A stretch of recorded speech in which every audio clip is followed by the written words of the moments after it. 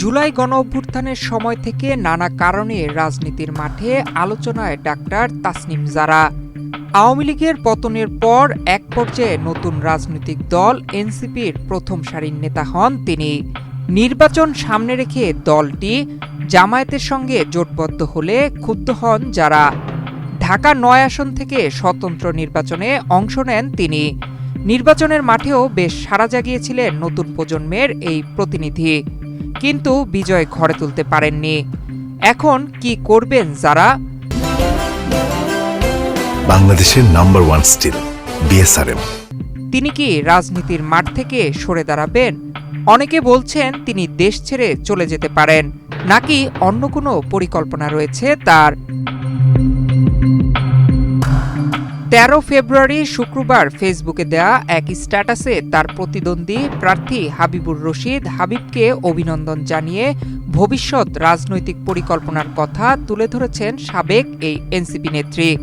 নির্বাচন পরবর্তী কিছু ভাবনা শীর্ষক স্ট্যাটাসে তিনি বলেছেন, জাতীয় নির্বাচনে বিজয়ী হওয়ার জন্য আমি বিএনপিকে অভিনন্দন জানাই। ঢাকা ৯ আসনে বিজয়ী প্রার্থী হাবিবুর রশিদ হাবিবকেও অভিনন্দন। গতকাল রাতে আমি তাকে ফোন করে ব্যক্তিগতভাবে শুভকামনা জানিয়েছি। ঢাকা ৯ ও বাংলাদেশের মানুষের স্বার্থে তাদের সাফল্য কামনা করি।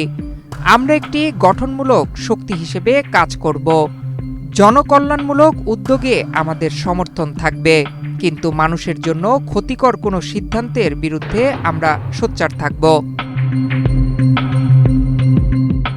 আমাদের ক্যাম্পেইনে নারীদের অভূতপূর্ব অংশগ্রহণ ছিল এক বড় প্রাপ্তি, একথা উল্লেখ করে তিনি লিখেছেন, অনেক নীতি নির্ধারণী আলোচনায় আমি দেখেছি যে সিদ্ধান্ত গ্রহণের টেবিলে নারীরা থাকলে আলোচনার মান বদলে যায়।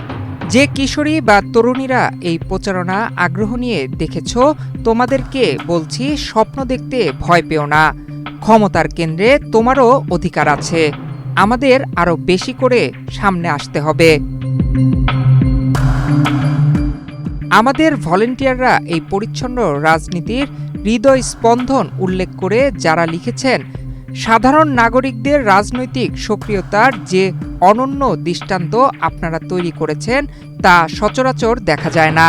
মন খারাপ করবেন না, আপনারা মানুষের মন জয় করেছেন, আর সেটাই রাজনীতির সবচেয়ে কঠিন জয়। আমরা সংগঠিত থাকব, সোচ্চার থাকব, একসাথে থাকব। যুক্তরাজ্যে ফিরে যাওয়া প্রসঙ্গে যারা লিখেছেন, অনেকেই ভাবছেন নির্বাচন শেষ হলেই হয়তো আমি যুক্তরাজ্যে ফিরে যাব। আমি কোথাও যাচ্ছি না।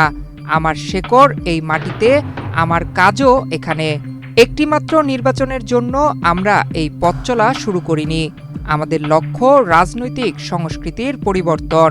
এটি দীর্ঘ পথ, আর আপনাদের সঙ্গে এই পথ চলা আমার জন্য সম্মানের। তিনি বলেন, আমরা প্রমাণ করেছি পরিচ্ছন্ন প্রচারণায় মানুষের হৃদয় জয় করা যায়। তবে আমাদের সীমাবদ্ধতাও স্পষ্ট হয়েছে। পরিচ্ছন্ন রাজনীতি টিকে থাকতে হলে তাকে শক্তিশালী হতে হবে। নির্বাচনের দিনে প্রতিটি বুথে সাহসী পোলিং এজেন্ট এবং কেন্দ্রের বাইরে সচেতন নাগরিকদের উপস্থিতি গুরুত্বপূর্ণ। একটি শান্তিপূর্ণ রাজনৈতিক মডেলকে রক্ষা করতে হলে আমাদের আরও শক্তিশালী সংগঠন গড়ে তুলতে হবে, যা যে কোনো ভয়ভীতি মোকাবেলা করতে সক্ষম।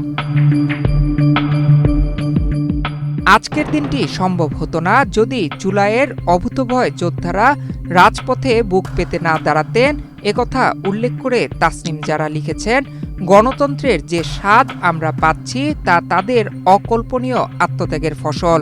আমি ধন্যবাদ জানাই অধ্যাপক ইউনূস ও তার টিম এবং নির্বাচন কমিশনকে।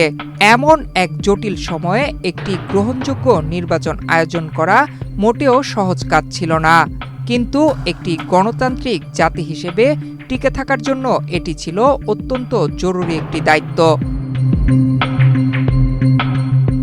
নিজের ভোট পাওয়ার সংখ্যা তুলে ধরে যারা লিখেছেন, ৪৪,০০০+ ভোট একটি বিশাল ফাউন্ডেশন। আমাদের ক্যাম্পেইন ও ফলাফল প্রমাণ করেছে যে মানুষ ক্লিন পলিটিক্স চান।